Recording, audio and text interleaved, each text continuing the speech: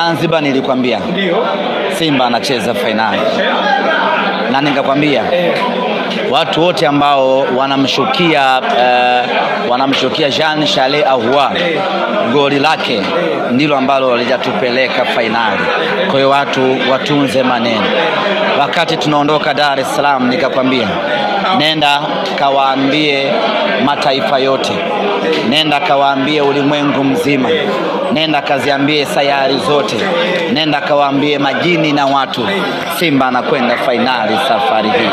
Niliamini katika ubora wa timu yetu, niliamini katika maandalizi yetu, niliamini katika morali na motisha, niliamini kwenye kila kitu, na niliamini kwa Mwenyezi Mungu hii hatotuacha tuishie nusu finali.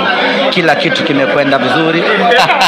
Nilikuwa na imani na kila kitu kiko upande wetu, na imani yangu na imani ya wanasimba imetulipa, na leo tumeingia finali. Kwa kweli wachezaji wa Simba tuna kila sababu ya kuwapongeza kwa kazi kubwa ambayo wameifanya. Haikuwa rahisi hata kidogo. Safari yetu ilikuwa ni nzito kweli kweli, kama ya Wanaisraeli kutoka Misri kwenda Palestina. Katikati walikutana na majanga mengi kweli kweli, mpaka wakaanza kumlaumu Musa, mbona hautufikishi tunakoenda? Sijui umeelewa Wakafika sehemu wakutana kuna bahari, alafu watu wanakuja nyuma na mapanga huko, wanamwambia Musa, umetuchocha Musa. Ndio safari ya Simba Sports Club.